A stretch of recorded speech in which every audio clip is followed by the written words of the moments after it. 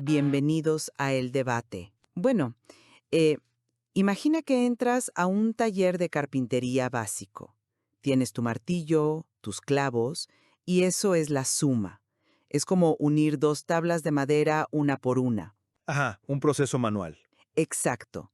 Luego tienes la multiplicación, que digamos es como tomar 10 tablas idénticas y apilarlas de un solo movimiento con una máquina especializada. Claro, es mucho más rápido. Sí, pero sigue siendo un proceso físico, tangible, o sea, algo que puedes ver y predecir. Pero de repente, al fondo del taller, ves una herramienta nueva, algo más sofisticada. Y el manual de instrucciones dice que es simplemente un método abreviado para apilar esa madera mucho más rápido. Y claro, tú lees el manual y parece inofensivo. Pero fíjate, cuando enciendes esa herramienta, te das cuenta de que hace cosas que francamente desafían la lógica de un simple taller. ¿A qué te refieres? A que no solo apila tablas a una velocidad vertiginosa. A veces, si mueves una palanca, crea media tabla de la nada. O toma una tabla sólida y la invierte por completo. Ahí es cuando te preguntas, a ver, ¿realmente sigo en un taller de carpintería? Totalmente. Y esa es la esencia de lo que estamos desmenuzando hoy, un documento fascinante sobre la evolución y la estructura de la potenciación.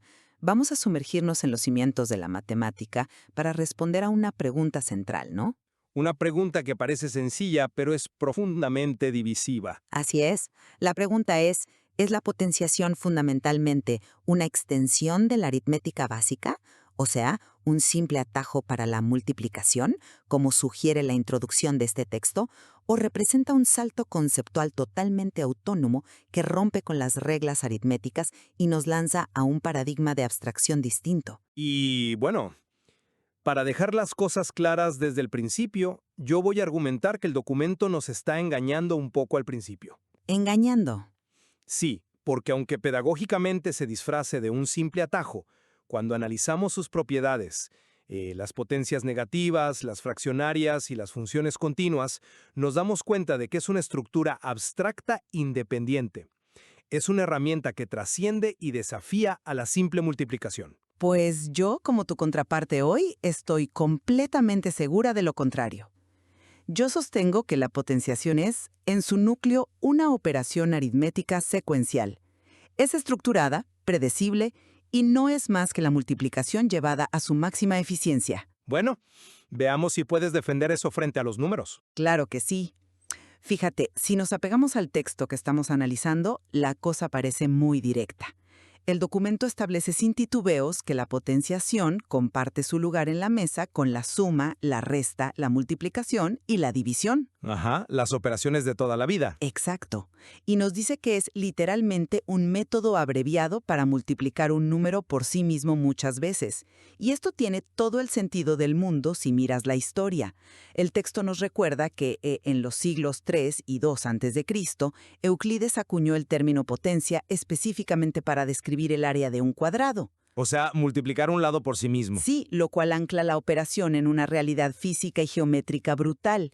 Y luego Arquímedes consolida esto descubriendo la regla sumatoria de los exponentes. La de sumar las potencias, ¿no? Exactamente.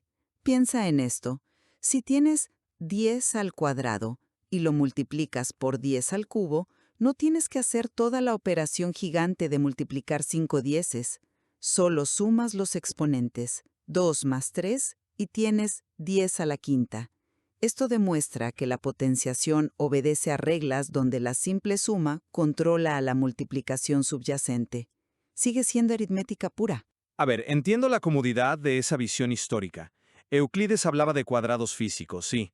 Y mientras te mantengas en el terreno de los enteros positivos, elevar algo a la 2, a la 3, a la 4, la idea de multiplicar un número por sí mismo funciona perfecto. Porque es la base de todo. Pero mi problema empieza cuando avanzamos en el mismo documento y salimos de esos enteros positivos. Ahí es donde tu analogía del taller de carpintería y el método abreviado colapsa por completo. No colapsa, evoluciona. No, fíjate, el texto tiene una sección entera dedicada a inversos y raíces. Nos explica que las potencias negativas corresponden al inverso de un número, es decir, elevar algo a la -2 es dividir. Y una potencia fraccionaria, digamos elevar algo a la 1/2, en realidad es una raíz cuadrada. Dime, ¿cómo multiplicas un número por sí mismo menos 3 veces? Bueno, es una representación de... O media vez. No tiene sentido físico. Y el documento remata mencionando a Leonhard Euler en 1748, cuando decide que el exponente ya no es un número fijo, sino una variable, elevar 2 a la x. Ah, la famosa función exponencial. Exacto. En el momento en que Euler hace eso, la potenciación deja de ser una maquinita de conteo rápido y se transforma en una función continua que moldea el espacio matemático. Ahí te detengo, porque creo que estás confundiendo la evolución de la escritura matemática con un cambio en la esencia de la operación. Escritura. Es mucho más que eso. Escúchame, hablemos de cómo llegamos a esa anotación, porque el documento nos da una línea de tiempo clave. En 1544, Michael Stifel inventa la palabra exponente. Pasa casi un siglo y en 1637 René Descartes es el primero en usar la notación moderna que todos sufrimos en la escuela. Esa famosa letra A elevada a la letra B. Esa misma. Yo sostengo que lo que Descartes estaba haciendo no era abrir un portal a otra dimensión abstracta. Estaba resolviendo un cuello de botella tecnológico. A medida que la ciencia avanzaba, escribir A por A infinitamente era insostenible. Pero le dio un poder que no tenía. Volviendo a la carpintería, Descartes solo nos dio bloques de concreto prefabricados para no tener que pegar ladrillo por ladrillo. La esencia de construir un muro no cambia porque uses bloques más grandes, solo cambia tu eficiencia. La notación fue un esfuerzo por estandarizar el conteo físico, no por destruirlo. Oye, pero fíjate en lo que realmente implica esa notación de Descartes en la práctica. Si Descartes solo estuviera estandarizando un conteo físico, su notación se habría quedado encerrada para siempre en los números naturales. 1, 2, 3, 4. Es un punto de partida. Claro, pero siguiendo tu analogía no puedes construir un muro con menos un bloque de concreto. No puedes construirlo con la raíz cuadrada de un bloque. En el instante en que adoptamos el símbolo de Descartes, esa pequeña letra allá arriba deja de ser un simple contador que te dice cuántas veces multiplicar. Entonces, ¿qué es para ti? La máquina multiplica. Si metes un negativo, la máquina mete reversa y divide. Si metes una fracción, la máquina se pone a buscar la semilla original, la raíz. La notación parece aritmética inofensiva, pero en realidad esconde un paradigma de transformación. A ver, no veo por qué una máquina que tiene reversa deja de ser un motor. Es un motor distinto. El hecho de que la notación sea lo suficientemente robusta para abarcar divisiones, que son los inversos, o la extracción de raíces no destruye su naturaleza aritmética, simplemente la completa. Y ojo, no lo digo yo.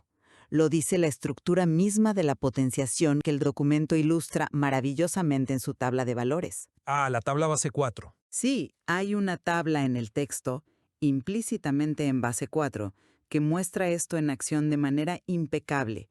4 a la potencia de 1 es 4, a la potencia de 2 nos da 16, a la 3, el cubo, 64, a la 4, 256. Y eso es pura multiplicación, sí. Exacto. Si miras los resultados de abajo hacia arriba, lo que estás viendo es una expansión geométrica secuencial que está estrictamente atada a la multiplicación clásica. Los bloques se están apilando, exactamente como las reglas dictan. La tabla es fascinante, sí, te lo concedo. Pero te estás enfocando en la parte fácil de la tabla. Vamos al centro. Hablemos de lo que ocurra justo en el punto de quiebre, el abismo del cero. El cero es fundamental. Porque si vas bajando por las potencias positivas, todo es muy lógico. Pero de repente llegas a la potencia 0 y el resultado que arroja la tabla es el número 1. El texto hace una afirmación que suena casi a dogma. Dice, cualquier cosa elevada a la potencia 0 es igual a 1. A ver, explícame eso con tu conteo físico. Pues es pura lógica. No puedes tomar el número 4, multiplicarlo por sí mismo 0 veces y mágicamente obtener un 1. Si no haces nada, deberías tener 0. Ese 1 es un axioma lógico. Es un andamiaje artificial que los matemáticos tuvieron que poner ahí para que la estructura no se derrumbara al pasar a los negativos. Es un puente abstracto, no un cálculo multiplicativo. Discrepo totalmente con la idea de que es un andamiaje artificial. Estás tratando al exponente cero como si fuera un parche en el sistema. Bueno, parece un parche. Para nada. En realidad es la prueba definitiva de su perfección armónica. Regresemos a la tabla y a esa regla de Arquímedes que mencioné al principio. Si Arquímedes nos dice que multiplicar potencias de la misma base significa sumar los exponentes, Sí, 2 más 3, 5. ajá, entonces, ¿qué pasa si multiplico 4 al cuadrado por 4 a la cero? Según la regla, sumo los exponentes. 2 más 0 es 2. El resultado tiene que seguir siendo 4 al cuadrado.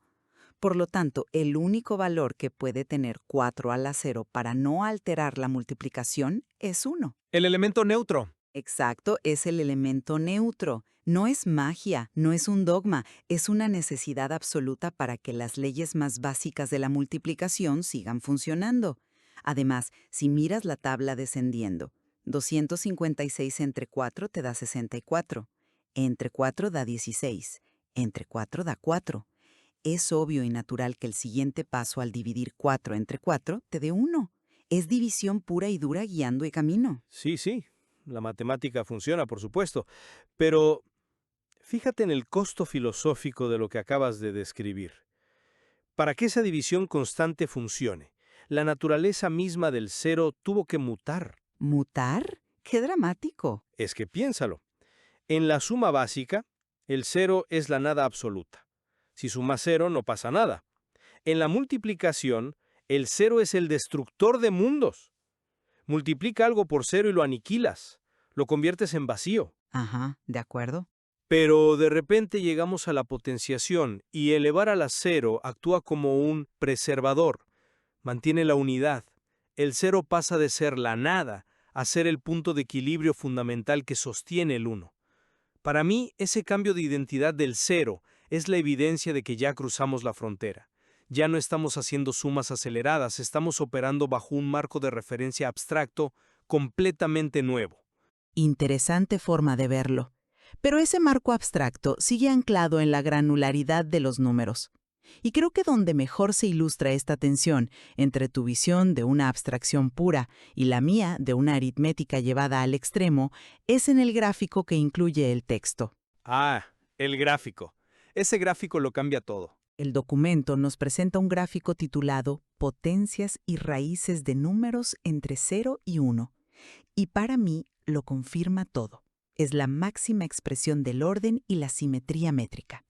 Tienes valores del 0 al 1 en ambos ejes y ves estas curvas desplazándose. Sí, unas suben, otras bajan. Así es. Las curvas que representan potencias altas, como elevar a la 4 o a la 8, tiran agresivamente hacia abajo. Las curvas que representan raíces, como elevar a un cuarto o a un octavo, tiran hacia arriba.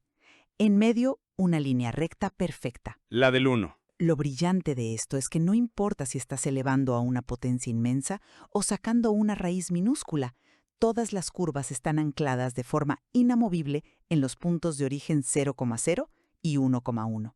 Es la prueba de que sin importar cuánto fracciones la multiplicación, el sistema es predecible. Es la aritmética actuando sobre decimales de forma brutalmente lógica. Fíjate que es curioso cómo podemos ver la misma imagen y llegar a conclusiones opuestas. Cuando yo veo ese gráfico, veo a Euler sonriendo desde 1748. ¿Por qué lo dices? Porque si la potenciación fuera el método abreviado para multiplicar que defiende el primer párrafo del texto, su representación visual debería verse como una escalera discreta. Deberíamos ver escalones claros. Pero no hay escalones en ese gráfico. Hay curvas fluidas, continuas. Pero las curvas están hechas de puntos discretos. Sí, pero lo que estamos viendo es cómo la potenciación deforma el espacio entre el 0 y el 1. Cuando elevas un decimal a la potencia de 8, no estás simplemente multiplicando rápido, estás aplastando el valor hacia el abismo del 0. Y cuando aplicas una raíz de un octavo, estás inflando el número, acercándolo al 1. Esta continuidad demuestra que las funciones exponenciales operan en un ecosistema orgánico. Pero, a ver, la fluidez que ves no surge de la nada. Nace de iterar operaciones aritméticas a una escala microscópica. Si la curva de la potencia 8 se aplasta hacia el eje inferior, es simplemente porque si tomas un número como el 0.5 y lo multiplicas por sí mismo 8 veces, 0.5 por 0.5 por 0.5, Claro, se va haciendo más pequeño. inevitablemente más pequeño. Es el rigor de la multiplicación actuando de forma implacable sobre fracciones. El hecho de que, visualmente, podamos trazar una línea continua uniendo todos esos infinitos puntos, no borra el mecanismo que está debajo. Imagínatelo así, un proyector de cine te muestra movimiento continuo, pero detrás hay fotografías estáticas pasando muy rápido. ¡Wow! Excelente analogía la del cine, porque me da exactamente la munición que necesito para refutarte.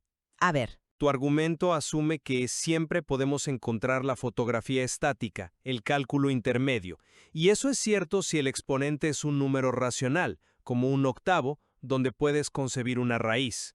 Pero aquí es donde entra el verdadero genio de concebir la potenciación como una función, y por qué el texto menciona a Euler y el uso de la variable x.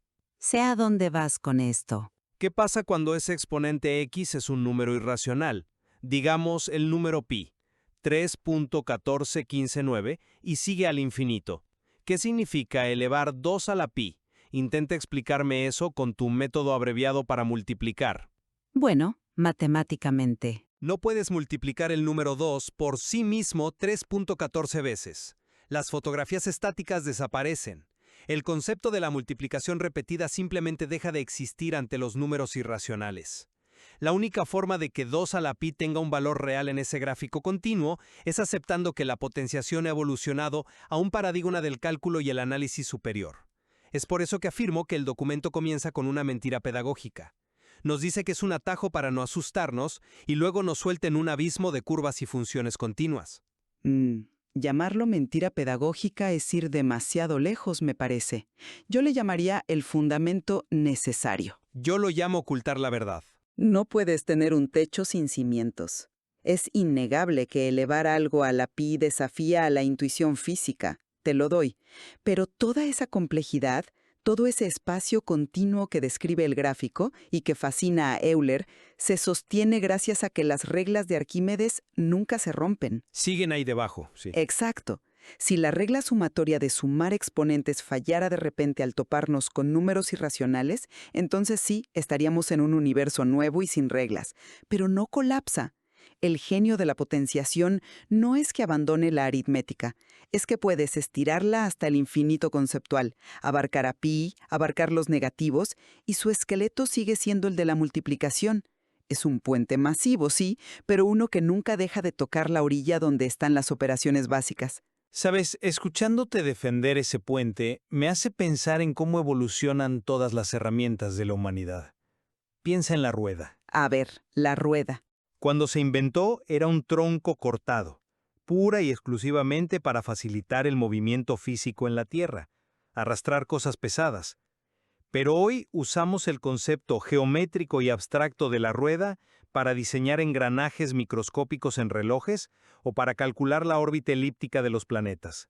Claro, se abstrajo. La herramienta trascendió su origen en el barro. Con la potenciación pasó igual. Descartes toma el concepto de Euclides sobre los cuadrados, le pone la notación abstracta y nos entrega las llaves de un reino donde las operaciones se aplican sobre el concepto mismo de operación. Las raíces y los exponentes cero nos obligaron a aceptar números y comportamientos que nunca habríamos descubierto contando con los dedos. Es una gran analogía. Y creo que hemos trazado un recorrido fascinante hoy. Si recapitulamos, mi postura se mantiene sólidamente respaldada por la consistencia interna del texto y la historia. Desde que Euclides utilizó la geometría básica hasta la genialidad notacional de Descartes, la potenciación demuestra ser el peldaño superior natural de la aritmética. Y no lo niego, es un peldaño. Es elegante, es sistemática, y el hecho de que pueda navegar por el territorio oscuro de las fracciones y el cero, sin que se rompan las reglas de Arquímedes, prueba que es la máxima cristalización del orden matemático, no una rebelión contra él. Y bueno, mi conclusión, después de analizar este mismo recorrido, es que la operación inevitablemente cobró vida propia. Nació de la necesidad de abreviar cálculos, sin duda, pero al explorar los inversos, el axioma lógico del exponente cero y sobre todo la visión de Euler de una función continua que absorbe incluso números irracionales, vemos una abstracción profunda. Una expansión del concepto. Es una estructura que nos obligó a redefinir el espacio matemático mucho más allá de lo que la palabra multiplicar podría jamás abarcar. Sin embargo, hay un punto de convergencia innegable entre ambos.